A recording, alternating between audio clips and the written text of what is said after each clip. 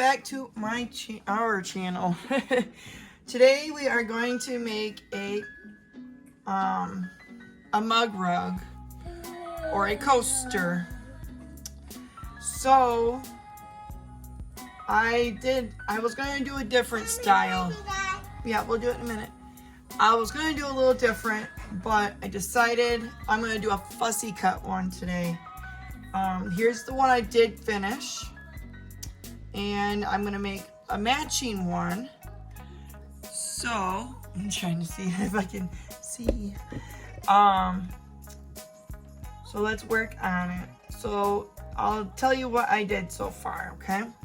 So this is the fabric. I bought a Remnants at Joann's. It's got all these cute little kitties on it. If you've seen my fabric haul, you'll know.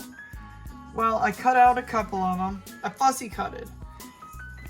If you don't know what a fussy cut is, it's when you pick what you want to cut. So say if I wanted these guys, which might be the next ones I do. We would put this plastic see-through piece and put it on there. And this one is called a fussy cutting template. This is a 5-inch block. Well, it ends up being 5 inches because it's got, I don't know if you can see, but it does have a foggy spot, an etched part where it is actually a 1/4 inch. So that's what I started with. And then, so I cut this one out too. I cut this one out also. So we'll have a set. And then I had Evie help me figure out what other part we wanted. So we're gonna do with the red. So first we need to make our sandwich. It's almost just like quilting. So we're gonna make a sandwich. Now I'm getting myself hungry. So hold on a second, Ev. I am gonna tip you down so you can see. All right. So if I can remember what I did, I put my batting down, and then I put my back piece pretty side up, right side up. Kitty cats, right side down. Actually, I think I did it the other way around. I don't think it matters too much as long as your batting is at the back of one of them. And then, it's crazy, it wrinkled again. I did iron it, pre-iron it. So the fabric goes pretty side to pretty side, and you put your back side to the batting. So you see, I put a tag on here. I make my own tags, I sublimated them. So I'm gonna put this on here. My tags are fold tags. You fold it. Right there. Excuse the stuff in the background. Evelyn is watching YouTube. So with this, I put it down here by the kitty's feet. So I want to kind of look and see where the kitty's feet are. They're right here. So you put your tag, make sure it's between the fabrics. Right here. I put it up a little bit because remember, you're going to have a 1/4 inch. 1/4 inch seam allowance. And where you turn it, you don't want to be right up onto the corner. So about maybe a 1/2 inch or so from the corner. All right, and then reposition. And I would use a clip, but I can't find my clips. So I'm gonna keep my finger on the spot right here. And we're gonna turn it. It's easier to run it with fabric side down. I wanna move my template out of the way. I have a whole bunch. I have all the way down to 2. So I have a 6, 5, 4, 3, and 2 square. If I remember in the description, I think I got it from, wow, Joann's like extremely, like years ago. But I can't 100% remember.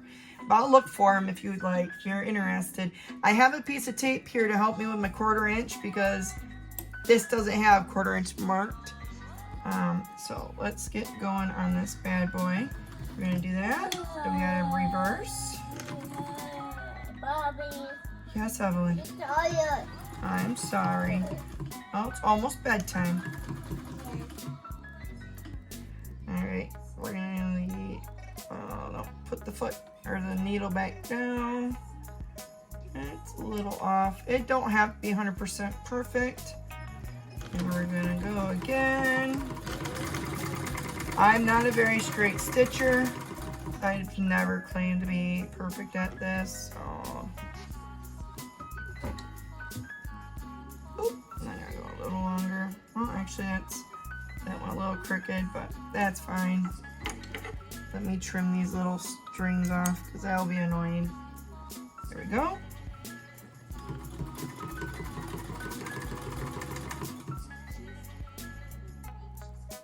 Okay, I didn't get that piece in. It's like, oh. All right, a little bit more. I am still getting used to Sozilla. She's a very good machine. Believe it or not, for being 80 some years old, she is a very strong machine. Even though she's vintage,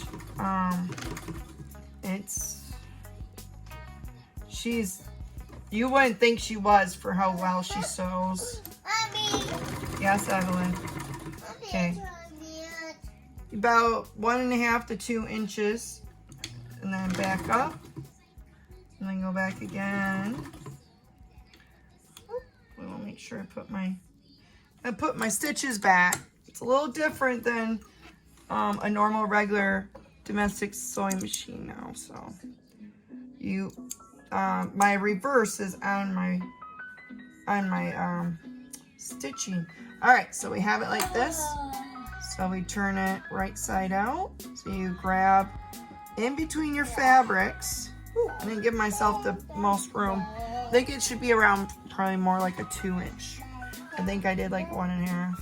But a good thing is, oh, hold on a second. Good thing is we back stitched. So snip your corners, you guys. Sorry about that. It gives you, well, my corners aren't very sharp on that one either, but that's fine. I think a lot of it is because the batting's up in the corner too, but I'm not picky, and I don't know if I'm gonna keep these or sell them. We'll see. If you're interested in some of these, let me know. Mommy. Yes, Evelyn. Can I elbow again? You know, you're gonna have to wait a minute, okay? The videos aren't very long. Alrighty. I'm almost done, okay?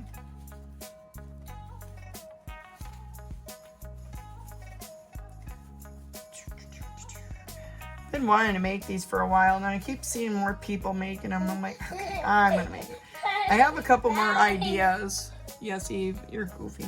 I have a couple more ideas to do, this kind of style project, just a little more in depth of doing more of a design, other than, fussy cutting. But I thought I'd show you guys kind of what fun things you can do if you fussy cut your fabric. A small project. So, trim that. Be careful, Ev, please. Alright, give me a second, you guys. Alright, I'm back. Mommy, you hair down. Yeah, I thought I'd put it down for a few. I'm gonna start trying to wear my hair down once in a while. Anyways, you guys, I don't know if I remembered to tell you, if I told you or not, but you poke your corners out nice and neat as much as you can, without popping your stitches. Use a non-sharp thing. This is not sharp. This is a cool tool I got from Cece. Thank you, Cece. It's really cool. There we go. It came with a, is it called a varnisher, I think?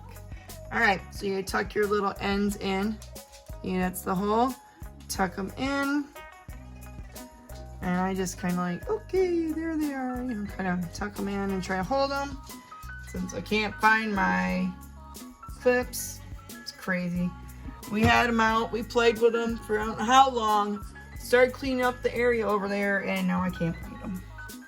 They're somewhere. Evie, please. Please sit down. Oh well, it's fine. Just sit down, please. You don't stand in Mama's chair. It's not safe.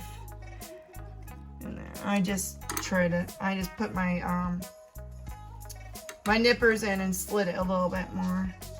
Sky, go lay down, please. Everything happens. Everything has to happen as soon as I'm about to do something. Okay, hold on, you guys. This machine works a lot better if you hold your threads a few moments back there and then let her go. Come on, girl. Oh, hold on. Here we go. Okay. So what I'm doing is just barely doing a edge stitch here. Oop, that's gonna kick it a little too far. Should leave your needle down to do that, but I didn't. Like I said, I'm still getting used to this machine. Evie, will you let the puppy out, please?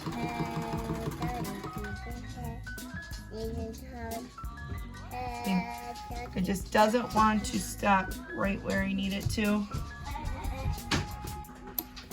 That's fine, because it's pretty easy to reposition. So we're just doing a top stitch around. I mean, if you really wanted to get fancy, you could do a fancy stitch. She's a straight stitch machine, so there's no doing fancy. Which I don't usually do fancy stitches. That's good, Mama. What? That's good. Yes, thank you. That was good.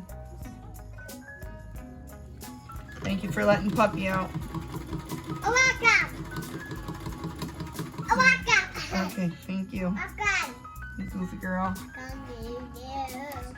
Alright, and then we just go slowly and try to hit the same stitches. Back tack. Back a few more stitches again. There we go. Trim your stitches right nice and close. There we go, you guys. It's done. If you wanted, you could do a quilt stitching, but I don't think there's a need to. If somebody's gonna wash them, they should wash them by hand. I mean, I guess maybe I'll do some crisscross. Oh, I just really don't want to sew over these guys. What do you guys think? But there we go, you guys. Easy peasy. It started out being a piece of remnants from Joann's, which I want to get more because I really want to do a quilt, like I said in my video earlier. From this to with a fussy cut.